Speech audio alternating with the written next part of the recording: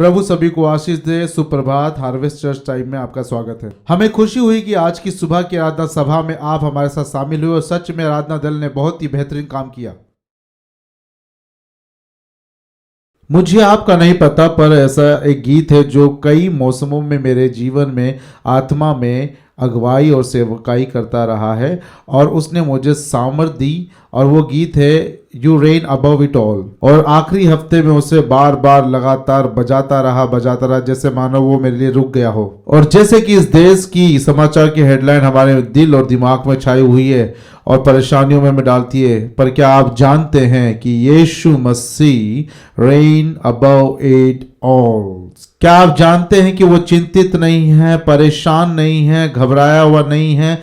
इतिहास उसकी कहानी का वर्णन करता है और वो सभी राज्यों पे राज्य करता है। आपको बताना चाहता हूं कि हमारा देश उसके हाथों में है और विश्व उसके हाथों में है। वो अपने हिसाब से काम करता है। इस गीत ने मेरे आत्मा को और मेरे हृदय को हमेशा प्रोत्साहित किया और मैं विश्वास करता हूं कि आपके भी हृदय को प्रोत्साहित करेगा। हम उनको भी धन्यवाद करते हैं जो हमारे साथ परमेश्वर की आराधना ऑनलाइन 11:30 बजे की सभा में जुड़कर करते हैं। अपने कॉफी को लेकर आप बैठ जाइए और परमेश्वर की महिमा कीजिए। और हम लोग टेक्नोलॉजी के लिए भी परमेश्वर को धन्यवाद करते हैं और हम आपका धन्यवाद करते हैं उस आदर के लिए जो आपने दान के द्वारा दिया और हार्वेस्ट टाइम चर्च को देने के लिए आपका बहुत बहुत धन्यवाद। और क्या आप जानते हैं दाऊद और वे लोग जो उसके संग थे, उन्होंने बढ़ चढ़ के परमेश्वर के भवन को बनाने में, जो कि यरूशलेम में है, दान दिया। और उसने खुद व्यक्तिगत रूप से अपने बेटे के द्वारा इतना भर के दान दिया कि परमेश्वर का राज्य और उसका भवन में खड़ा होने पाया। और दाऊद ने बोला, मैं कौन हूं या हम कौन हैं जो तुझे दे सकेंगे। परमेश्वर सब कुछ तेरी और तेरे लिए है, और जो कुछ भी हमने दिया वो तो तेरी उस बहुतायत के सामने कुछ भी नहीं। हमने तो कुछ दिया और तूने हमें भर कर दिया। और मेरे प्रियो, क्या आप जानते हैं हमारा उदारता से दिया हुआ दान भी बहुत कम है उसके सामने, क्योंकि उसने हमें इतना दिया और अब भी वो दे रहा है। दूरी बनाए रखने के चलते हम दान पेटियां आपके करीब नहीं ला सकते हैं, इसलिए जो भी दान देना चाहते हैं इस ऑडिटोरियम के बाहर जाने और आने के रास्तों पर दान पेटी रख दी गई है। आप अपने दान को उसमें डाल दीजिए। वे लोग जो ऑनलाइन दान देना चाहते हैं वो HT चर्च लिंक पर जाकर अपने दान को दे सकते हैं, जो कि बिल्कुल सुरक्षित है। और वे लोग जो टेक्स्ट के द्वारा अपने दान को देना चाहते हैं, मेरे पीछे पर्दे पर दी गई जानकारी पर आप अपने दान को भेज सकते हैं, जो कि बिल्कुल सुरक्षित है। आने वाले शुक्रवार को हमारे चर्च में सभा है रात में अग्नि। ये क्या है? रात में अग्नि मतलब कि हम लोग रात भर प्रार्थना करेंगे और आराधना करेंगे और थोड़ी प्रार्थना करेंगे और थोड़ी आराधना करेंगे और थोड़ी प्रार्थना करेंगे और थोड़ी आराधना करेंगे। और हम सब लोग रात भर यहाँ रुकेंगे। यदि आप जितनी देर रुकना चाहे रुक सकते हैं। और हमारे देश को प्रार्थना करने की ज़रूरत है और हमारे देश के लिए और थोड़ी ज़्यादा प्रार्थना करने की ज़रूरत है। और हम आपका स्वागत करते हैं कि इसी शुक्रवार से हम लोग 10 दिन की उपवास प्रार्थना करने जा रहे हैं, जो कि 22 जनवरी से 31 जनवरी तक होगी। और मैं चाहता हूं कि आप उसमें शामिल हो। और वे लोग जो बाइबल रीडिंग में हमारे साथ जुड़े हुए हैं उनके लिए तो ये बहुत अच्छा अवसर है, क्योंकि बेहतरीन तरीके से परमेश्वर के वचन और मनन होने वाले हैं। तो मैं आपसे चाहता हूँ कि आप सारे उसमें जुड़ें। और उन 10 दिनों की प्रार्थना सभाओं में मैं चाहता हूं कि आप उपवास होकर जुड़े। कुछ लोग 1 दिन का उपवास रखते हैं, कुछ लोग 3 दिन का। जैसे पवित्र आत्मा आपको अगुवाई करता है आप उपवास रखें और हम सब मिलकर उन दिनों में एक संग होकर प्रार्थना करेंगे। आज की सभा के समापन के बाद हम पास्टर ब्लेज और पास्टर डेज़ेरी रॉबर्टसन को आशीषित करने वाले हैं। उनके साथ हमने बहुत अच्छी सुबह बिताई और ये हमारे नए पास्टर्स हैं। सभा के बाद आपके लिए कोविड रहित कॉफी है, आप नीचे जाके उसका आनंद उठाएं और पास्टर ब्लेसी और पास्टर रॉबर्टसन से मिले और उन्हें आशीषित करें। किसी ने पॉज किया और कहा कि पास्टर ग्लेन कॉफी के वैक्सीनेशन देने वाले हैं। नहीं, पर मैं इस बारे में पक्का करना चाहता हूं कि वो कॉफी बहुत ही स्ट्रांग होगी। मुझे आशा है आप जाएंगे, उसका आनंद लेंगे। यदि आपके पास बाइबल है तो मैं आपका स्वागत करना चाहूंगा कि आप अपने बाइबल को या फिर बाइबल ऐप हो तो उसमें यूहन्ना उसका अध्याय 3 और पद 22 को निकाले और पढ़ेंगे। और यहां मैं आज आपसे बात करूंगा कि वो बढ़े और मैं घटूं। मैं पढ़ रहा हूं यूहन्ना उसका 3 अध्याय और 2 पद से। और आज मैं जो अनुवाद यूज कर रहा हूं वो पैशन ट्रांसलेशन मेरे दोस्त ब्रेन सिमन से है। और इसलिए उसमें से कुछ शब्द बिल्कुल अलग होंगे आपके ट्रांसलेशन से। यूहन्ना 3:22 तू बढ़े और मैं घटूं, ऐसा लिखा है। बाइबल बताती है इसके बाद यीशु और उसके चेले यहूदिया देश में आए और वहां वह उनके साथ रहकर बपतिस्मा देने लगा। यूहन्ना भी शालेम के निकट एनोन में बपतिस्मा देता था, क्योंकि वहां बहुत जल था और लोग आकर बपतिस्मा लेते थे। यूहन्ना उस समय तक जेल खाने में नहीं डाला गया था। वहां यूहन्ना के चेलों का किसी यहूदी के साथ शुद्धि के विषय में वाद विवाद हुआ और उन्होंने यूहन्ना के पास आकर उससे कहा, है रब्बी, जो व्यक्ति यरदन के पार तेरे साथ था और उसकी तूने गवाही दी है, देख वह बपतिस्मा देता है और सब उसके पास आते हैं। यूहन्ना ने उत्तर दिया, जब तक मनुष्य को स्वर्ग से ना दिया जाए तब तक वह कुछ भी नहीं पा सकता। तुम तो आप ही मेरे गवाह हो कि मैंने कहा मैं मसीह नहीं परंतु उसके आगे भेजा गया हूं। जिसकी दुल्हन है वही दूल्हा है, परंतु दूल्हे का मित्र जो खड़ा हुआ उसकी सुनता है, दूल्हे के सबसे बहुत हर्षित होता है। अब मेरा यह हर्ष पूरा हुआ है। अवश्य है कि वह बढ़े और मैं घटूं। जो ऊपर से आता है वह सर्वोत्तम है, जो पृथ्वी से आता है वह पृथ्वी का है और पृथ्वी की ही बातें कहता है। जो स्वर्ग से आता है वह है सबके ऊपर है। जो कुछ उसने देखा और सुना है वही उसकी गवाही देता है और कोई उसकी गवाही ग्रहण नहीं करता। जिसने उसकी गवाही ग्रहण कर ली उसने इन सब बात पर छाप लगा दी कि परमेश्वर सच्चा है, क्योंकि जिसे परमेश्वर ने भेजा है वह परमेश्वर की बातें कहता है, क्योंकि वह आत्मा नाप नाप कर नहीं देता। पिता पुत्र से प्रेम रखता है और उसने सब वस्तुएं उसके हाथ में दी है, और जो पुत्र पर विश्वास करता है अनंत जीवन उसका है, परंतु जो पुत्र की नहीं मानता वह जीवन को नहीं देखेगा, परंतु परमेश्वर का क्रोध उस पर रहता है। और आइए हम सब कहें, वो बढ़े और मैं घटूं। परमेश्वर ये साल मुझे व्यतीत करने के लिए जो मेरे मन में डाल रहा है कि हर रविवार की सुबह हम यीशु पर अपने ध्यान को लगाएं, और इसमें कोई भेद नहीं है। क्यों? क्योंकि इब्रानियों की पुस्तक में यह लिखा है कि हमारे सताव और पीड़ा के समय में हमें शांति देने वाला, हमें सहारा देने वाला जो है वो यीशु है, जिस पे हमें निगाह लगानी है। और उसने कहा कि तुम मेरे जुए को उठाओ, तुम मुझसे सीखो, मुझे पढ़ो, मुझे समझो, और जब तुम ऐसा करते हो तो तुम्हारे भीतर, तुम्हारे हृदय में शांति आ जाएगी, और वो शांति मैं दूंगा। और इस साल जो मेरी प्रार्थना है कि जब हम मिलकर यीशु मसीह के न्यारे जीवन की ओर देखते हैं और जब हम उससे बहुत कुछ सीखें और उससे हम बहुत कुछ पाएं और जब हम उसके जीवन काल को समझें, इन सब से बढ़कर मैं चाहता हूं कि आप यीशु मसीह के साथ रिश्ते में उसके हृदय को जानें। और जब आप ऐसा करते हैं तो यीशु की शांति अपने हृदय में आप पाएंगे, चाहे फिर ये साल हमें कुछ भी देखना पड़े। दिसंबर के महीने में हमने यीशु मसीह के जन्म के बारे में सीखा और पिछले हफ्ते हमने यीशु मसीह के बालकपन के शुरुआती दौर के बारे में सीखा, पर अब हम यीशु मसीह की सेवकाई के बारे में सीखेंगे। और सबसे पहली बात जो मैं बताना चाहता हूँ यूहन्ना बपतिस्मा दाता के बारे में है। सबसे पहले मैं इस बात को साफ कर देना चाहता हूं कि ये वो यूहन्ना नहीं जो यीशु मसीह का प्रिय चेला है, जिसने यूहन्ना की पुस्तक लिखी, उसके बारे में हम बाद में सीखेंगे। यूहन्ना बपतिस्मा दाता यीशु मसीह से लगभग 6 महीने पहले पैदा हुआ और उसकी माता एलिशिबा मरियम की रिश्तेदार थी, जो कि यीशु मसीह की पृथ्वी यानी कि दुनियावी माता थी। यूहन्ना बपतिस्मा दाता और यीशु दोनों मुसेरे भाई थे, यानी कि मुसेरे चचेरे भाई। यदि हिप्पोलिटस का अनुमान ठीक है तो 25 दिसंबर पहली ईसा पूर्व में यीशु मसीह और जुलाई पहली ईसा पूर्व में यूहन्ना ने जन्म लिया था।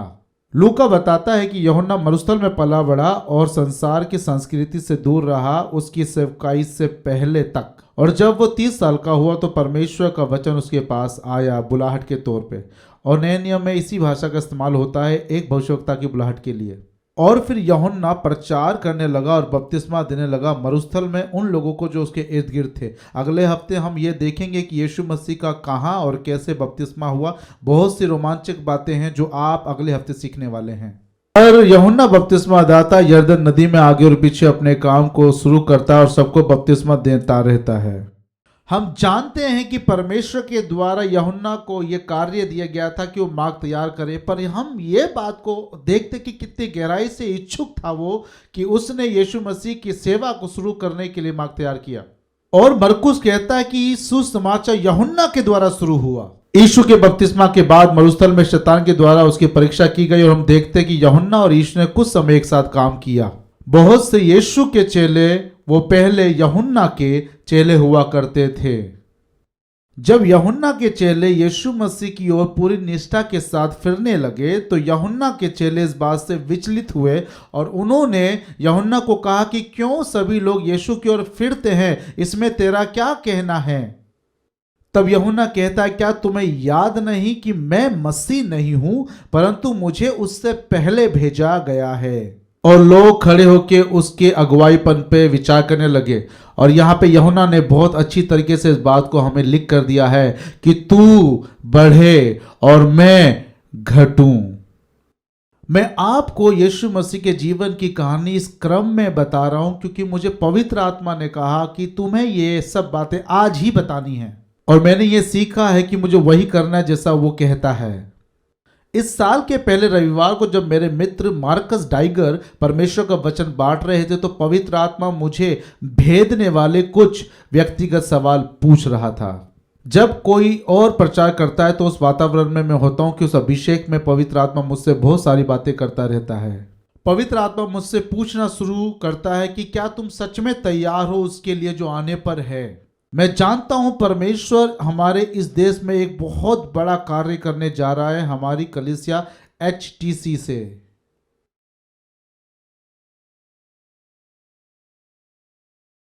मैं जानता हूं कि वो समय आने पर है जब इस भवन की जगह लोगों के लिए कम पड़ जाएगी और लोग बाहर बैठा करेंगे जो अंदर आना चाहेंगे। मैंने ये सब कुछ देखा है। पर प्रभु ने मुझसे पूछा, क्या तुम सच में तैयार हो इन सब के लिए?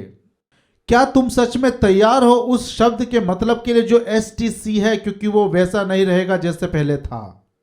क्या तुम सच में तैयार हो उस महान भीड़ को ग्रहण करने के लिए जो इस भीड़ से ज्यादा है जो अभी है? और क्या तुम अपने आप को बदलने के लिए तैयार हो उन भीड़ को सिखाने के लिए जो अभी की भीड़ को सिखाते हो? क्या आप जानते कई बार अपने हृदय को हम खोलते कि परमेश्वर एक बड़ा काम करे, पर हम अंदर ही अंदर ये मानते हैं कि हम बदलना नहीं चाहते हैं अपने आप को। और अपने 30 साल की सेवकाई के अनुभव में मैंने जाना है कि कुछ भी वैसा नहीं रहता जैसे वो पहले था। सुनिए, ये बहुत प्यारी पंक्तियां लिखी है। अगर हम पवित्र आत्मा के साथ कदम से कदम मिलाकर नहीं चलते हैं तो आत्मिक गतिशीलता और सौहार्द जिसे हम आज जानते हैं और सजाते हैं कल हमसे दूर हो जाएगी। आत्मिक गतिशीलता को बनाए रखने के लिए हमें जरूरत है कि हम पवित्र आत्मा की अगुवाई में उसके बदलाव में बदलते चले जाएं। इससे पहले कि पास्टर ब्लेज और पास्टर डेजरी आए उनके लिए हम प्रार्थना करें कि वो अपने नए पासबानी के पद को संभाले। मैं आपको सिखाना चाहता हूं कि हमें क्या बढ़ाना क्या घटाना है और उन कामों में सक्षम होना है जो परमेश्वर ने हमें करने को दिए हैं। वो बढ़े और मैं घटूं।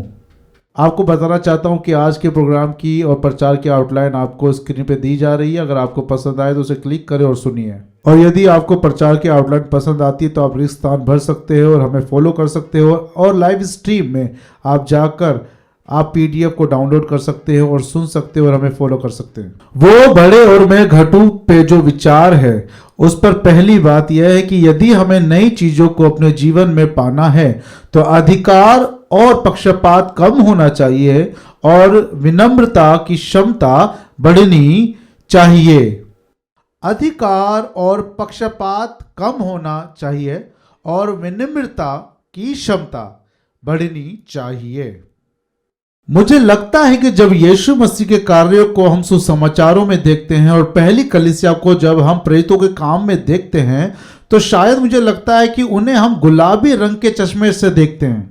हमें लगता है कि वो सारे मसीह आत्मा से भरे हुए थे और उनके जीवन में कोई समस्या परेशानी नहीं थी, वो परमेश्वर के प्रेम से भरे थे। तो आपको मैं बताना चाहता हूं कि आपने शास्त्र को गंभीरता पूर्वक या ठीक ढंग से नहीं पढ़ा है। क्योंकि यरदन नदी की घटना हमें बताती है कि अधिकार और पक्षपात की समस्या शुरू से ही मसीहों के बीच में बनी हुई थी। ये एक समस्या थी प्रेरितों के काम में, ये एक समस्या थी जितनी भी कलीसिया पौलुस ने बनाई उसमें, ये कलीसिया थी याकूब के जो पासबानी थी उस समय पे, यहूदा की पासबानी में, पतरस की और यूहन्ना की पासबानी में भी ये समस्या थी। मगर आपको मैं बताना चाहता हूं ये समस्या यीशु में नहीं लोगों में थी। यूहन्ना बपतिस्मा दाता उत्तर देता है जो याद रखने के लायक है कि विश्वासी ना तो किसी अगुवे से, ना किसी कलीसिया से और ना ही किसी सेवकाई से आते हैं, परंतु वो प्रभु यीशु के लिए हैं। बाइबल सिखाती है कि वो पवित्र आत्मा है जो किसी एक मसीह को एक मसीह समाज से जोड़ती है। पवित्र आत्मा उसको इस समाज में बुलाता है और फिर उन्हें एक संग एक स्थान में संभाल के रखता है। 24 साल से मेरी प्रार्थना रही है एसटीसी के लिए कि परमेश्वर जिन लोगों को हमें जुड़ना चाहिए उन्हें आप जोड़िए, और जिनको हमें नहीं जुड़ना चाहिए उन्हें आप आगे लेके जाइए और शांति से भरिए। एक मसीह समाज के अंदर लोग आत्मिक पोषण पाते हैं, आत्मिक समर्थन पाते हैं, आत्मिक उत्साह पाते हैं और आत्मिक अगुवाईपन पाते हैं जो 5 सेवकाई को लाती है। हम समस्याओं में तब पड़ जाते हैं जब हम सीमाओं को लांघते, जैसे कि यूहन्ना के चेलों ने किया। उन्होंने परमेश्वर की सुरक्षा को छोड़ इस संसार और शारीरिक अभिलाषाओं की अधिकार के पीछे पड़े। समस्याओं में तब पड़ जाते हैं जब लोगों को हम अपने अधिकार के नियंत्रण में रखकर अपना कहते हैं।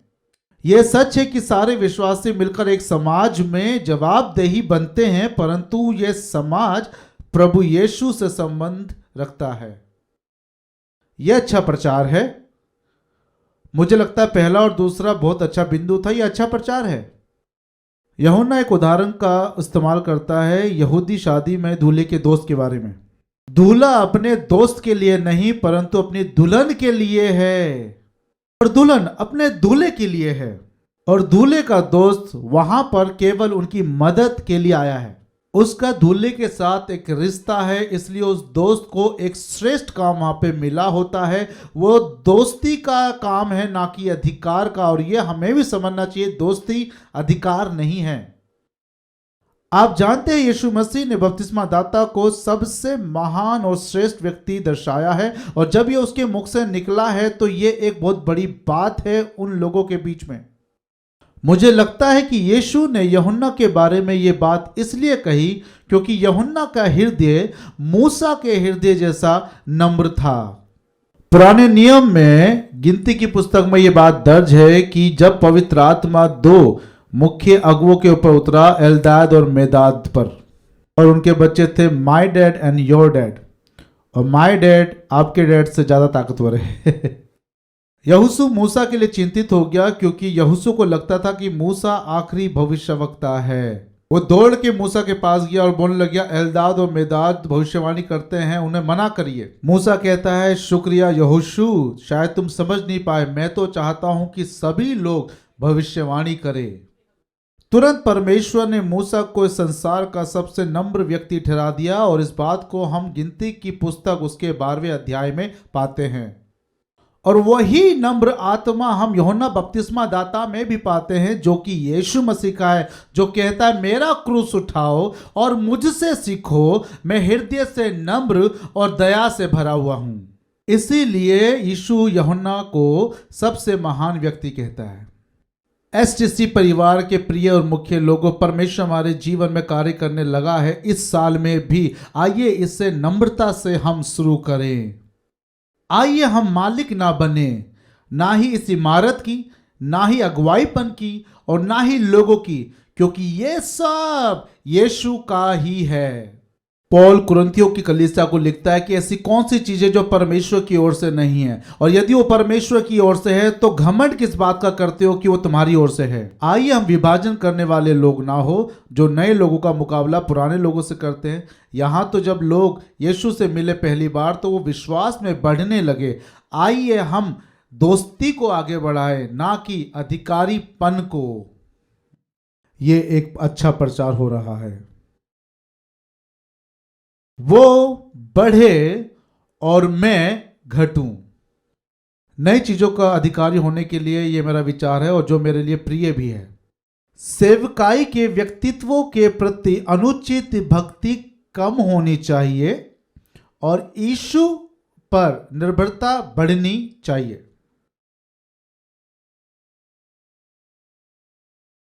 व्यक्तित्व कल्स की समस्या केवल 21वीं शताब्दी के व्यक्तित्व की समस्या नहीं है। यह ना केवल मसीह संचार की उत्पाद की समस्या या मसीह टेलीविजन या आराधकों की समस्या है, पर यह तो यर्दन नदी पर व्यक्तित्व आराधना में दिख गया था। एक बात तो संपूर्ण रीति से सिद्ध है कि पवित्र आत्मा ने यूहन्ना बपतिस्मा दाता की सेवकाई में बहुत ही उम्दा तरीके से काम किया, क्योंकि यूहन्ना बपतिस्मा दाता के कामों ने लोगों के मनों पर छाप छोड़ दी थी। क्योंकि जब यीशु सेवकाई में उतरा तो उसके चेले अपनी ईमानदारी को दिखाते हैं, ना कि यीशु के पीछे चले जाते हैं। यहां तक कि जब यूहन्ना बपतिस्मा दाता को हेरोदेस ने जेल में डलवा दिया और पीड़ाओं से भर दिया, तब भी उसके चेलों ने उसके प्रति वफादारी दिखाई और उन्होंने यूहन्ना को नहीं छोड़ा। यहां तक कि यूहन्ना बपतिस्मा दाता के मरने के 25 साल बाद जब संत पौलुस यूनान के इफिसस शहर में जाता है, जो कि यरूशलेम से हजारों किलोमीटर की दूरी पर है, वहां पर उनको यूहन्ना के चेलों के पद चिन्ह मिलते हैं। अपोलोस जो कि मसीह शिक्षक था और नए नियम में हम उसे पाते, वो भी यूहन्ना का चेला था। 17वीं सदी में यूहन्ना के मरने के 1600 साल बाद जब मिशनरी ईरान और इराक में जाते हैं तो वहां पे उनको यूहन्ना के चेले और भक्त मिलते हैं और ये लोग मेंडियंस कहलाते हैं। यूहन्ना के 2000 साल मरने के बाद भी आज भी ये जाति ऑस्ट्रेलिया में पाई जाती है और आज भी ये यूहन्ना के अनुयायी है। और सच में ये बड़ा प्रभाव उसकी सेवकाई का आज तक बना हुआ है। और ना परमेश्वर ये चाहता था और ना ही यूहन्ना बपतिस्मा चाहता था, वो तो चाहता था कि यीशु मसीह के लिए रास्ता तैयार हो। व्यक्तित्व कल्स नए नियम से ही परेशानी का सबब रहा है। किसी को पतरस की, किसी को पौलुस की और किसी को अन्य प्रेरितों की शिक्षाएं पसंद है, परंतु यूहन्ना बपतिस्मा दाता इस कल्स के बारे में कहता है कि यह इसलिए है कि याद रखो कि इन सब सेवाओं का स्रोत क्या है, क्योंकि एक व्यक्ति के पास वही हो सकता है जो उसे स्वर्ग से मिला हो। पर इस बात को सुनिए कि परमेश्वर ही है हर एक सेवा, हर एक बुलाहट और हर एक वरदान का स्रोत। परमेश्वर सेवा के प्रकाशन और प्रेरणा का और सेवा को असरदार बनाने के अभिषेक का स्रोत है। सेवा के फल परमेश्वर की ओर से आता है और सेवा के अनुयायी परमेश्वर की ओर से आते हैं। व्यक्तित्व कल्स को कुरिन्थियों की कलीसियाओं के बीच में समझाते हुए पौलुस ये कहता है कि कौन है पौलुस या कौन है अपोलोस? हम दोनों परमेश्वर के चुने हुए लोग हैं। पौलुस ने बोया, अपोलोस ने सींचा, पर परमेश्वर ही है जो उसको बढ़ाता है। सेवा का कार्य परमेश्वर की ओर से आता है। जगह, मौसम और हर प्रकार की गुंजाइश। मैं परमेश्वर का धन्यवाद करता हूं पास्टर ब्लेज और डेजरिक का कि परमेश्वर ने आपको हार्वेस्ट टाइम चर्च में जोड़ा है। कोविड ने बहुत सारी समस्याओं को ला खड़ा किया, मगर उसने बहुत सारी आशीषों को भी दिया, जिसमें से सबसे बड़ी आशीष हमारे लिए ये है कि पास्टर ब्लेज और डेजरिक हमारे बीच में सेवा के लिए मौजूद हैं। सुनिए सुनिए, एक बहुत अच्छी बात है हमारे लिए। ये मायने नहीं रखता है कि हमारी सेवा लोगों के बीच में बड़ी भीड़ के सामने दी गई है या फिर पर्दे के पीछे कोई छोटा काम। सुसमाचार के लिए छोटा या बड़ा हर एक काम कठिन है और परमेश्वर की नज़र में ये दोनों बहुत ही मूल्यवान कार्य है। यह बहुत ही अनोखी बात है कि आपका कोई भी काम यदि विश्वास योग्यता के साथ है तो वो परमेश्वर को संतुष्टि दिलाता है। मैं आपको बताना चाहता हूं कि उस व्यक्ति को जिसे पर्दे के पीछे एक काम दिया गया, यदि वो निष्ठा और विश्वास योग्यता के साथ वो करता है तो वह परमेश्वर को उतना ही संतुष्ट करता है जितना वो व्यक्ति जो पर्दे के सामने लोगों के बीच में होकर काम करता है। और यह सही भी है। यूहन्ना के चेले यूहन्ना को कहा करते थे कि तुम आगे आकर सबके सामने काम करो, पर यूहन्ना कहता तुम अब तक नहीं समझ सके, मुझे यीशु मसीह की सेवकाई को प्रारंभ करने के लिए बुलाया गया और मैं उस काम को करने में बड़ा सौभाग्यशाली हूं और मैं खुश हूं।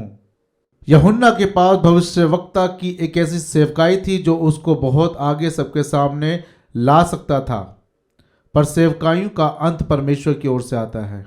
परमेश्वर निर्धारित करता है कि किसने अपनी सेवकाई पूर्ण रीति से की।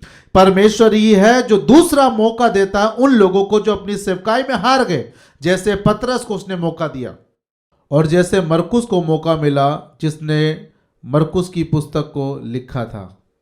यहां तक कि एक महान आदमी भी अपने जीवन को सूर्य के नीचे जीता है, परंतु परमेश्वर ने उसके समय को निर्धारित किया और वो खत्म हो गया, परंतु सुसमाचार और कलीसिया हमेशा बने रहते हैं। कलीसिया में व्यक्तित्व कल्स को नकारने की जिम्मेदारी विश्वासियों और अगुवों दोनों को दी गई है। जैसे विश्वासियों को एक वरदानित अगुवे के रूप में नहीं देखा जाता, उन्हें केवल परमेश्वर को धन्यवाद देने वाले और तोहफे देने वाला देखा जाता है। यदि किसी का गीत आपके हृदय को छूता है तो आप परमेश्वर का धन्यवाद करो उस प्रेरणा के लिए और धन्यवाद करो संगीतकारों के लिए। और हम परमेश्वर का धन्यवाद करते हैं हमारी कलीसिया के आराधना दल के लिए जो दिन और रात हमें परमेश्वर के अभिषेक में ले चलते हैं। जब किसी का प्रचार या किताब आपको पसंद आए तो उन प्रेरणाओं के लिए परमेश्वर का धन्यवाद करें। सुनिए, हम अगुवों को चाहिए कि हम यूहन्ना बपतिस्मा दाता का उदाहरण ग्रहण करें और लोगों को खुद पर और अगुवों पर आश्रित होने के लिए रोकें और उन्हें सिखाएं कि केवल मसीह यीशु पे आश्रित हो। इस बात पे जोर दीजिए हमें अपने विचारों और विरासत में घटने की जरूरत है और सेवा के लिए नई पीढ़ी को आगे बढ़ाने और बढ़ाते रहने की जरूरत है। पास्टर फ्रेंड जो परमेश्वर के आत्मिक दास थे और उनकी एक बहुत सफल और अनोखी सेवकाई रही, पर उनकी सभा में एक महिला अपनी जवान बेटी के साथ आई जिसका एक बुरा तलाक हुआ था और वो लड़की जो एक बहुत ही बुरे समस्या से जूझ रही थी और चिंताओं से पड़ी हुई थी क्योंकि वो अपने तलाक के कार्यभार में थी और सो भी नहीं पाती थी। तो उसकी माँ ने मेरे दोस्त को फोन किया और कहा कि क्या तुम मेरी बेटी के लिए प्रार्थना कर सकती हो सोने से पहले। और मेरे दोस्त ने उस लड़की के लिए प्रार्थना करी और उस रात वो लड़की बहुत आराम से सोई। अगले दिन उसकी माँ ने फिर मेरे दोस्त से कहा क्या आप प्रार्थना करेंगे दोबारा, तो उसने दोबारा प्रार्थना करी और वो लड़की एक छोटे बच्चे के समान बहुत आराम से सोई। और कुछ ही क्षण बाद वो रात धन्यवादित रातों में बदल गई क्योंकि जब तक वो लड़की फोन पे प्रार्थना नहीं करती थी वो सो भी नहीं पाती थी। ये बहुत अच्छा कार्य था जिसमें कुछ गलत नहीं था, पर धीरे धीरे ये एक अस्वस्थ कार्य में बदल गया। मेरे दोस्त ने उस महिला उस बेटी को बुलाया और उन्हें समझाया कि मुझ पर नहीं पर केवल यीशु मसीह पर भरोसा रखें। मेरे मित्र ने ये किया और वो बहुत पहले ही प्रभु के पास जा चुके हैं। ये परिवार आज भी परमेश्वर की सेवा पूरे दिल और जान से करते हैं और ये आज भी परमेश्वर से प्रार्थना करके अच्छी नींद लेते हैं। यह आपको एक बहुत अच्छी कहानी लग रही होगी, पर मैं चाहता हूं कि आप मुख्य बिंदु पे विचार करें कि लोग आज अपने अगुवों पे ज़्यादा भरोसा और आश्रित होने लगे हैं, पर उन्हें सिखाएं कि अगुवों पे नहीं पर प्रभु यीशु पे ही केवल आश्रित हों। वो बढ़े और मैं घटूं।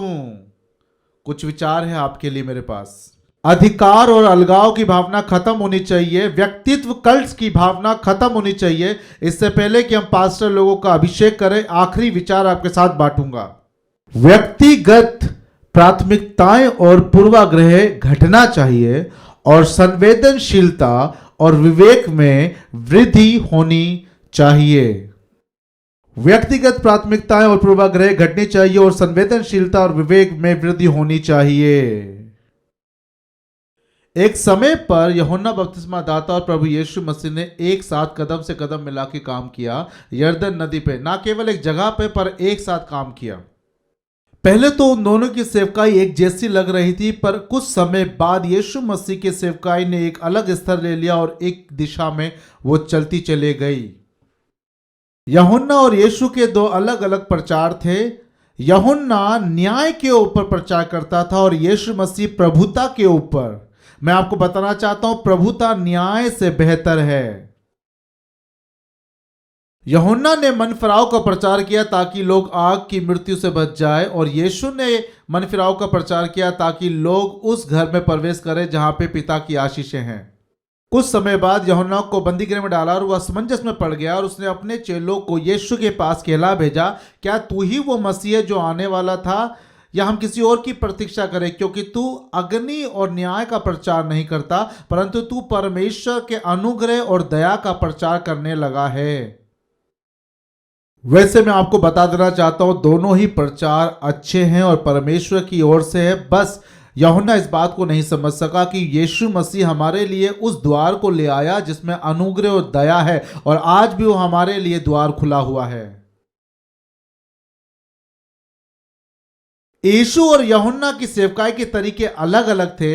यूहन्ना तपस्वी के समान जंगलों में अकेला रहा करता था। पुराने नियम के भविष्यवक्ताओं के समान वो जंगली जानवरों की खाल के कपड़े पहना करता था और जंगली वन मधु और टिड्डियां खाया करता था। परमेश्वर के लोग ये देख के याक कहते थे। यीशु लोगों से प्रेम करता था, उसको बहुत पसंद था शादियों में जाना, रात के भोजन के समारोह में जाना, उसे लोगों के साथ बात करना पसंद था, यहाँ तक कि लोगों की आलोचनाओं को भी लेना पसंद था। हर प्रकार से वो लोगों के बीच में रहा करता था, उसको बहुत पसंद था ये सब। यीशु और यूहन्ना का रिश्ता राजनीति से भी बिल्कुल अलग था। यूहन्ना मुंह पे बोलने वाला व्यक्ति था। उसने राजा हेरोदेस की आलोचना सबके सामने की थी, उस वजह से उसको जेल में डाला गया और प्रताड़ित किया गया। यीशु इससे बिल्कुल विपरीत था। उसने राजनीतिक बहुत अच्छा रुतबा छोड़ा, हालांकि कुछ बातों पे उसे ताड़नाएं मिली, परंतु यीशु ने लोगों के हृदय और उनके व्यक्तिगत उद्धार पर ध्यान दिया। फिर भी राजनीति ने अपने कानून के चलते यीशु मसीह को क्रूस की सजा सुना दी। आप इस बात को जान लीजिए, चाहे आप बोलने वाले हो चाहे आप चुप रहने वाले हो, सभी राजनीति अपने लाभ के लिए कुछ भी कर सकती है। इस बात को लिख लीजिए। कुछ समय के लिए यीशु और यूहन्ना ने एक साथ सेवा करी, मगर एक समय ऐसा आना जरूरी था जब यूहन्ना की सेवा कार्य को खत्म होना था और यीशु मसीह कार्यभार को ऊंचा उठते रहना था। अब यूहन्ना के चेलों के लिए यह चुनौतियां खड़ी हुई कि उस यूहन्ना की सेवकाई को यूहन्ना के तरीके से ही खत्म कर दिया जाए, और नई सेवकाई जो यीशु के द्वारा आती है वो पवित्र आत्मा के द्वारा उसे ग्रहण करे और उस सेवकाई के अनुसार अपने आप को चलाया जाए। मेरे प्रियो, हमें भी जब परमेश्वर नई सेवकाई देता है तो हमें भी उन रुकावटों को हटा देना चाहिए और पवित्र आत्मा से समझ पानी चाहिए कि हम उन नई सेवकाइयों को जो नई तरीके से परमेश्वर हमें देता है उसकी आत्मा के अनुसार उसे करने वाले बने। उदासियां घटती जाएं और परमेश्वर के नए काम के लिए पवित्र प्रत्याशा उठती जाएं। कुछ लोग जो 25 वर्ष से हमारे साथ बने हुए हैं, और मेरी पत्नी डेनिस के हार्वेस्ट टाइम में आने से भी पहले के लोग हमें कहते हैं, पास्टर ग्लेन, हार्वेस्ट टाइम के पुराने दिनों को हम याद करते हैं। मैं उनकी भावनाओं को, उनके कहने के मतलब को समझता हूं, क्योंकि वो कई लोगों को याद करते जो हमारे बीच में अब नहीं रहे। पर मैं इन सब बातों पे सोचने पे समय बर्बाद नहीं करता हूं। मैं तो उन दिनों का इंतजार करता हूं जब परमेश्वर नए हार्वेस्ट टाइम में अपना नया काम करेगा। हमें परमेश्वर की नई सेवकाई के नए तरीकों पर समर्पित करना चाहिए। नए आत्मिक प्रेरणा के विचारों को पाने के लिए हमें पुराने प्रचार को परमेश्वर को सौंपना चाहिए ताकि वो नए शब्दों को हमारे हृदय में डाल सके। यूहन्ना कहता है, देखो जो प्रचार मुझे दिया गया है परमेश्वर की ओर से वो मैं करता हूं। उसने किया भी, पर यीशु मसीह उन प्रचार से भी ऊपर का स्तर वाला प्रकाशन लाता, उसे लीजिए। देखिए, परमेश्वर का वचन कभी बदलता नहीं, परंतु पवित्र आत्मा आज की पीढ़ी को कहता है कि आज का वचन लाओ। और मैं चाहता हूं कि इन दिनों में हमें कल का नहीं परंतु आज का वचन चाहिए, ताकि आने वाली पीढ़ी और आने वाले समय के लोगों को आज के वचन के द्वारा आगे बढ़ाया जाए। हमें राजनीतिक प्राथमिकताओं को प्रभु को सौंपने की जरूरत है। यदि आपने इस प्रचार का आनंद लिया है तो अब मैं आपको खोने पर हूं।